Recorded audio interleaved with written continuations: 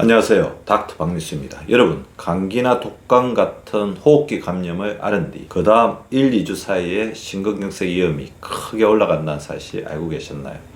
사람들 보통 이렇게 묻습니다. 폐에 걸린 병이 왜 심장을 공격하죠? 이 질문은 단순한 의학상식이 아닙니다. 생명을 좌우할 수 있는 질문입니다. 왜냐하면 많은 심장 사건이 그날 갑자기 터진 것처럼 보이지만 실제로는 이러한 감염 이후에 조건이 완성되어 터지는 경우가 많기 때문입니다. 오늘 이 구조를 아주 명확하게 설명을 해드리려고 합니다. 먼저 우리가 가진 가장 큰 오해부터 정리하겠습니다.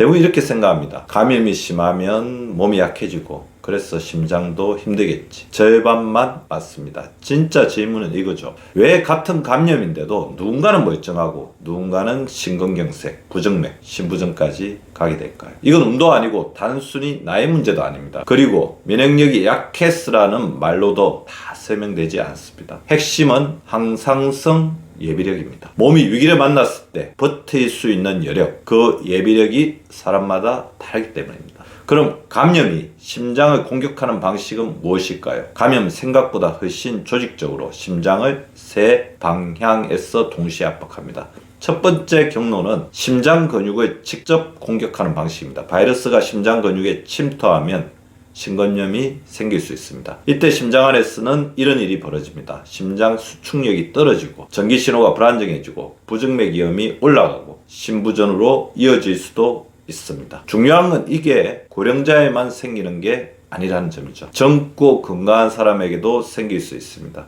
그래서 감염 후 갑작스러운 심정지 사례가 드물지만 실제로도 존재합니다. 두 번째 경로는 혈관과 플라크를 공격하는 방식이죠. 감염이 오면 전신염증이 급격히 올라갑니다. 그러면 염증세포가 혈관으로 몰리게 됩니다. 이미 혈관에 플라크가 있던 분들은 그 염증 때문에 플라크가 불안정해질 수 있습니다. 그리고 어느 순간 플라크가 파열되고 혈전이 생기고 관상동맥이 갑자기 막히는 일이 벌어집니다. 이게 바로 흔히 말하는 혈전으로 인한 급성폐색, 즉 1형 심근경색입니다. 여기서 많은 분들이 놀라시는 포인트가 있죠. 심근경색은 천천히 막혀서 생기는 경우도 있지만 임상에서는 갑자기 터져서 생기는 경우가 매우 흔하다는 것입니다.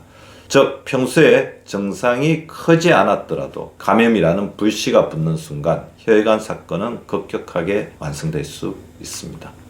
세 번째 경로는 전신 환경이 붕괴되는 방식입니다. 감염이 오면 몸은 전쟁 상태가 됩니다. 발열이 생기고 탈수가 생기고 혈압이 떨어질 수 있고 산소가 부족해질 수도 있습니다. 그런데 심장은 오히려 더 빨리 더 세게 뛰어야 합니다. 문제는 정작 산소 공급은 줄어들고 있다는 것입니다. 이때 발생하는 것이 산소 수요와 공급의 불균형입니다. 즉 혈관이 완전히 막히지 않아도 심장 근육이 손상될 수 있는 2형 심근경색이 생길 수 있습니다.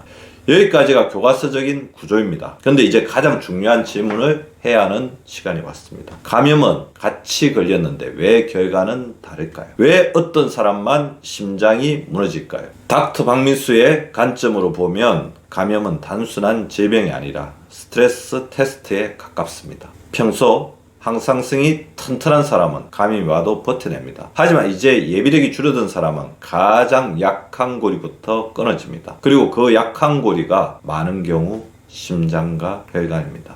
그렇다면 감염에 취약한 몸에는 과연 어떤 특징이 있을까요? 크게 세 가지입니다. 첫째, 염증을 끄는 능력이 약한 경우입니다. 염증 자체는 문제가 아닙니다. 염증이 꺼지지 않는 것이 문제이죠. 우리 몸은 염증을 켜는 능력뿐 아니라 염증을 꺼서 회복으로 넘어가는 능력이 필요합니다. 항산화 시스템, 미토콘드리아 기능, 그리고 염증 해소 신호. 이 시스템이 약하면 감염이 끝났는데도 몸은 계속 불타는 상태로 남아 있습니다.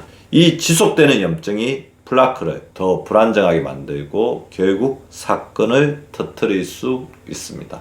둘째, 혈관 내피가 이미 지쳐있는 경우입니다. 내피는 혈관의 방탄 코팅이라고 생각하시면 되죠. 피가 잘 흐르게 만들고 혈관을 잘 이완시키고 혈전이 덜 붓게 만드는 핵심 기능이 내피에 있습니다. 그런데 현대인은 이 코팅을 매일 끌어내고 있습니다. 혈당 스파이크, 수면 부족, 만성 스트레스, 미세먼지 흡연.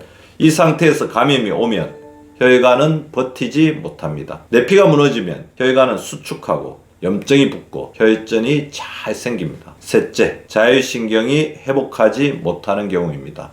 감염이 오면 잠이 깨고 잠이 깨면 교감신경이 항진됩니다. 심박수는 올라가고 혈압은 흔들리고 혈관은 수축합니다. 이건 단순 피로가 아니라 심장 전기 안정성의 위기입니다. 그래서 감염 후에 가슴이 두근거린다, 맥이 이상하다, 숨이 더 찬 것 같아, 이런 말을 하시는 분들이 있습니다.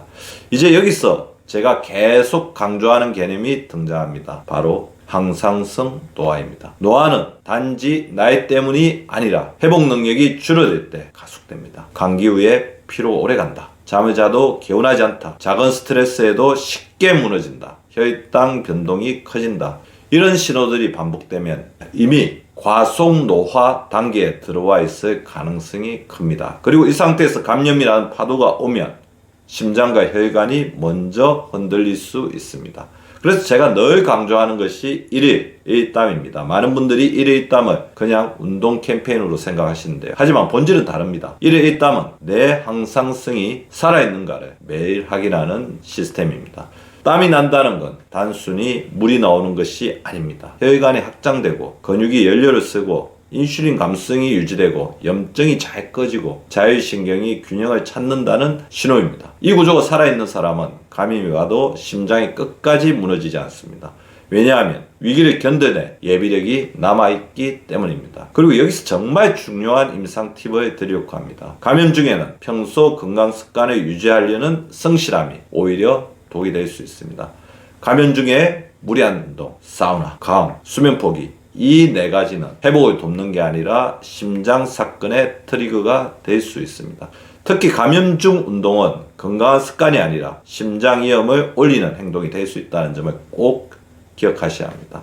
그럼 감염을 심장 안전 모드로 넘기는 방법은 뭘까요? 복잡하지 않습니다. 딱 네 가지만 기억하시기 바랍니다. 아프면 속도를 낮춘다, 수면을 치료로 생각한다, 물과 전해질을 충분히 보충한다, 회복 후 천천히 운동을 재개한다. 이건 단순한 생활관리가 아니라 심장 보호 전략입니다. 이제 마무리하겠습니다. 감염은 누구에게나 옵니다. 하지만 심장사고는 아무에게나 오지 않습니다. 그 차이는 평소에 어떤 구조를 만들어 왔는가, 즉 항상성 예비력이 얼마나 남아있는가에 달려 있습니다. 그리고 그 예비력이 세기 시작한 상태, 그게 바로 과속 노화입니다. 이래 있다면 질병을 막는 기술이 아니라 위기가 왔을 때 버틸 수 있는 생리적 자산을 만드는 습관입니다. 건강은 운이 아니라 구조입니다. 오늘도 항상성을 잘 유지하시는 우리 구독자분들 되시기 바라면서 오늘의 영상을 마치겠습니다. 닥터 박미수였습니다.